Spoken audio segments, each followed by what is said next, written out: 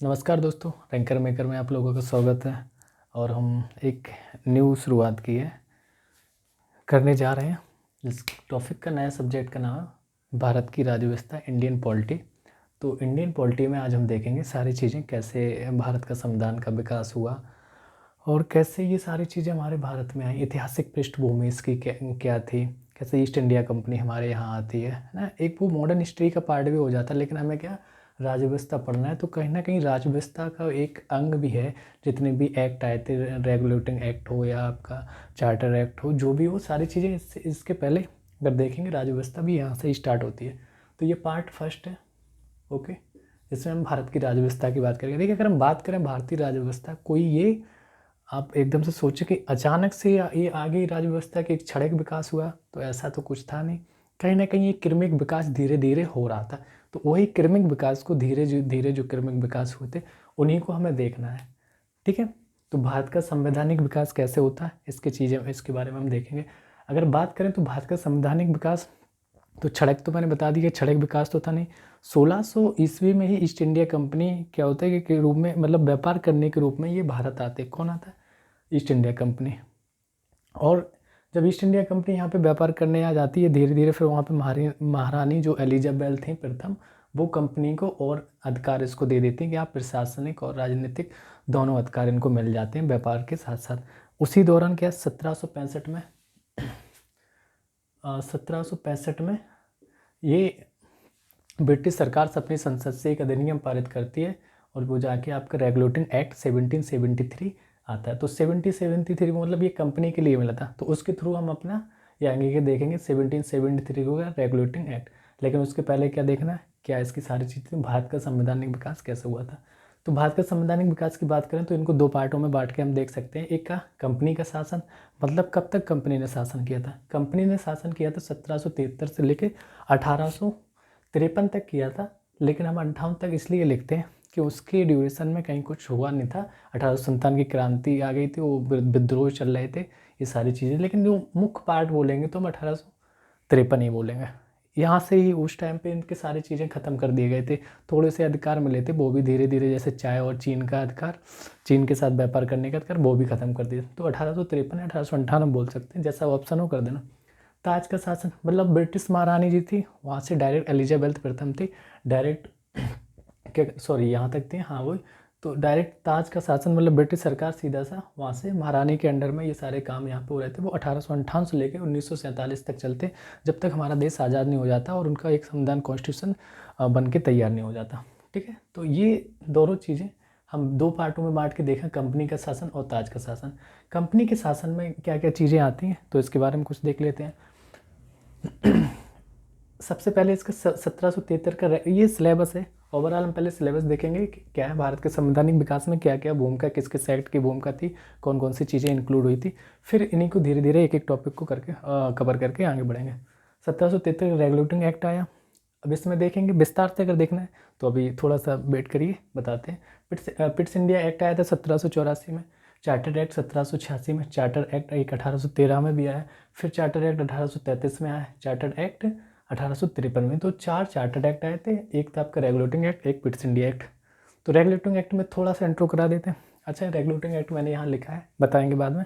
भ्रष्टाचार और इसको कुशासन को रोकने के लिए इसको लाया गया था। पिट्स इंडिया एक्ट क्या था, तो इसको ही बताएंगे कि पिट्स इंडिया एक्ट के थ्रू क्या गया था। ये पिट वहाँ के प्रधानमंत्री थे ब्रिटिश को, उन्हीं के नाम से पिट्स इंडिया एक्ट बना दिया गया था, कहीं ना कहीं कंपनी के ऊपर थोड़ा सा कंट्रोल करने के लिए। तो और भी सारे, ये चार्टर्ड एक्ट क्या था इसको बताएंगे। इसमें क्या होता है कि जो कंपनी थी उनके मतलब अधिकार को रोका गया था, और उसके थोड़ा एक अधिकार ये दे दिया गया था उसको, गवर्नर को, कि वो जो चाहे वो कर सकता है। तो वो सारी चीज़ें आपको बताते हैं 1784 का। 1786 में और ये ताज का शासन क्या कहते हैं, तो ये कहीं ना कहीं ये ताज के शासन थे, तो भारत के लिए कुछ चीज़ें जो कॉन्स्टिट्यूशन डेवलपमेंट में मुख्य भूमिका निभाते हैं। तो कहीं ना कहीं कुछ चीज़ें यहाँ से सीख मिलती है। भारत शासन अधिनियम 1858 आया था, ये ताज के शासन बना, ठीक है। यहाँ तक कंपनी का चला था, इसलिए कंपनी का भारत शासन अधिनियम 1858, मतलब ये सीधा ब्रिटेन की पार्लियामेंट से पारित होकर आ रहा था। भारत परिषद अधिनियम 1861 आया, भारत परिषद अधिनियम 1892, भारत परिषद अधिनियम 1909। इसी को हम मार्ले मिंटो सुधार कहते हैं। मार्ले और मिंटो वहाँ के दो वो थे अंग्रेज, उन्हीं के नाम पे रखा गया था। 1919। भारत शासन अधिनियम 1919, मांटेगू चेम्सफोर्ड सुधार इसको कहा गया था। भारत शासन अधिनियम 1935 और भारतीय स्वतंत्रता अधिनियम 1947। ये स्वतंत्रता के टाइम आता है। 1935 का मुख्य भूमिका रहती है कहीं ना कहीं हमारे बहुत इंपॉर्टेंट है हमारे लिए। जो भारतीय कॉन्स्टिट्यूशन है या सुप्रीम कोर्ट के गठन की बात करें या किसी की, मोस्टली बहुत इंपॉर्टेंट निभाया इसने 1935 में।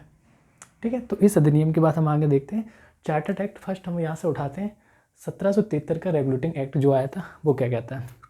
तो रेगुलेटिंग एक्ट रेगुलेट करने के लिए, सिंपल उसके वर्ड से ही पता चल रहा है कि इसी चीज़ को रेगुलेट करने के मतलब कंपनी को चलाने के लिए कुछ एक्ट बनाए गए थे, तो वो यहाँ पे आते हैं।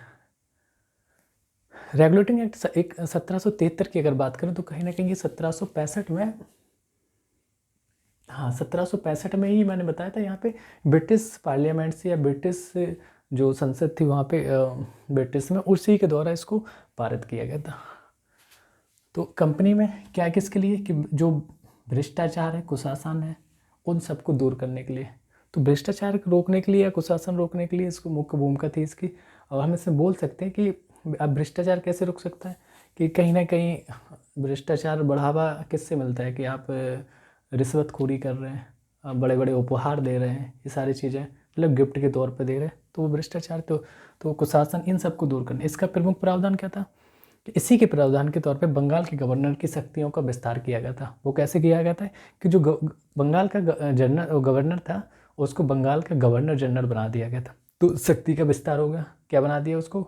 बंगाल का केवल वो पहले गवर्नर था, उसके बाद उसको गवर्नर जनरल की उपाधि दी गई, मतलब शक्तियों को विस्तार किया। शक्तियों को विस्तार करेंगे तो कहीं ना कहीं उनका एरिया भी, क्राइटेरिया भी बढ़ा दिया जाएगा, जिसमें वो क्या करते हैं, बम्बई और मद्रास को बंगाल के अधीन कर दिया जाता है। बंगाल और मद्रास की प्रेसिडेंसी को बंगाल के अधीन कर देते, तो इसकी शक्ति का विस्तार हो गया।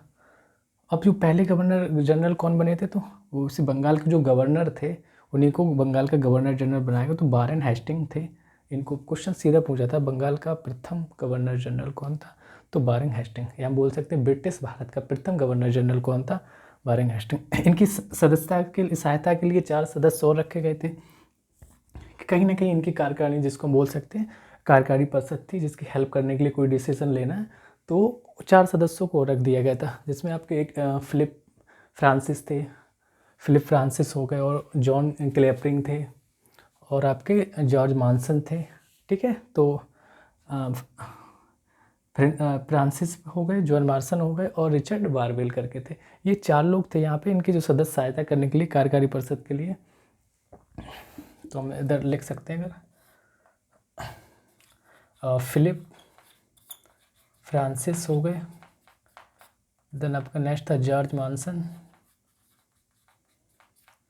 ठीक है, और तीसरा था आपका क्लेपरिंग, एक थे बारवेल,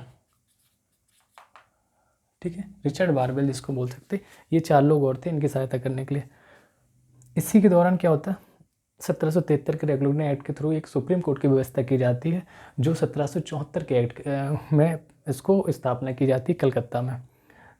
कलकत्ता में एक सुप्रीम कोर्ट की स्थापना की जाती है, जिसमें 4 जजों को नियुक्त किया जाता है। उसमें से जो एक मुख्य न्यायाधीश सीजे थे, चीफ जस्टिस, तो वो एलिजा एम्पे थे। 3 इनके साथ और इनके सहयोगी थे जिनकी हेल्प करने के लिए, तो वो तीनों को याद करना पड़ता है। कभी कभी 3 ऑप्शन, वो 4 ऑप्शन जो दिए जाते उनमें से इन तीनों के नाम दे देते हैं और पूछ देते हैं इनमें से कौन नहीं है। ठीक है, तो हम तीनों को देखेंगे कौन कौन से थे।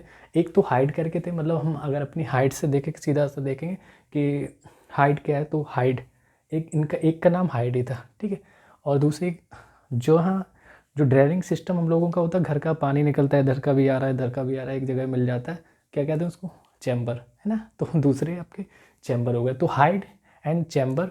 और जो महिलाएं एकदम से लगाए रहती हैं बहुत तेज़ी से, जो ना चमकती रहती लिपस्टिक, तो लिमिस्टर थे। कौन थे? लिमिस्टर। तो लिमिस्टर, हाइड एंड चैम्बर, 3 लोग इनके CGI के साथ, मतलब 3 जजेस और थे, वो तीनों बता दिए। ठीक है, तो 1774 में कलकत्ता में इसकी स्थापना होती है। अब भारत शासन अधिनियम जो 1935 की हमने बात की थी, उसके थ्रू आपका 1 अक्टूबर 1937 को दिल्ली में संघीय न्यायालय की स्थापना होती है। देखो हमें वर्तमान में भी जाना है ना, वहाँ से उठाया, इसको ख़त्म कर देते हैं। तो 1 अक्टूबर 1937 को दिल्ली में संघीय न्यायालय की व्यवस्था की जाती है स्थापना के लिए। और वर्तमान हम अगर सुप्रीम कोर्ट की बात करें तो जो वर्तमान सुप्रीम कोर्ट है इसी के थ्रू भारत शासन अधिनियम 1935 के थ्रू भारत शासन अधिनियम 1935 इसी के एक्ट 1 अक्टूबर को क्या होता है 1937 को संघीय न्यायालय की स्थापना। अब देखिए ये संघीय न्यायालय बना दिया गया, वो भी दिल्ली में। लेकिन हम वर्तमान की बात करें कि वर्तमान का जो सुप्रीम कोर्ट है तो उसका उद्घाटन कब हुआ था, सिंपल एक क्वेश्चन यही पूछा जाता है। तो वर्तमान का जो वर्तमान सुप्रीम कोर्ट है उसका उद्घाटन हुआ था आपका 28 जनवरी 1950 को दिल्ली में। हाँ वो बात अलग है कब बंगाल से यहाँ पे दिल्ली में सुप्रीम कोर्ट आया, वो सारी चीज़ें दरबार आपको बताएंगे, वो हिस्ट्री का टॉपिक हो जाता है, ठीक है। यहाँ से रिलेटेड नहीं करना, बस यहाँ तक इसका था कि 1935 तक, ये 1935 के अधिनियम से वर्तमान सुप्रीम कोर्ट तक हमने दिखाया 28 जनवरी 1950 को इसकी स्थापना हुई थी। ओके, तो ये था आज का आपकी क्लास, सारी चीज़ें कवर हो गई, कुछ छूटा तो नहीं। आई होप आप लोगों को ये चीज़ें पसंद आएंगी। और इन शॉर्ट देखिए मैं क्या कर रहा हूँ कि आपका NCERT हो या घटना चक्को या आप लक्ष्मीकांत कहीं से भी ये चीज़ें पढ़ रहे हो, हम तीनों को कंप्लाइजेशन करके बता रहे हैं आपको, उन्हें तीनों से चीज़ों को सॉर्ट किया गया। तो आप 3 बुक नहीं पढ़ सकते ना, हम तो पढ़े हैं और शॉर्ट नोट्स अपने बनाए, उन्हीं को शेयर कर रहे हैं। कहीं ना कहीं आपका RO UPPSS हो UPSC लगातार एग्जाम लगेगा तो उनको कवर करने के लिए। तो आप लोग इसको लाइक करें और शेयर करें। जैसे पहले क्लासेस आ रही थी आप लोगों का ढेर सारा प्यार मिल रहा था और वैसा प्यार फिर से बनाए रखें। तो थैंक यू, मिलते हैं नेक्स्ट वीडियो में। Thank you.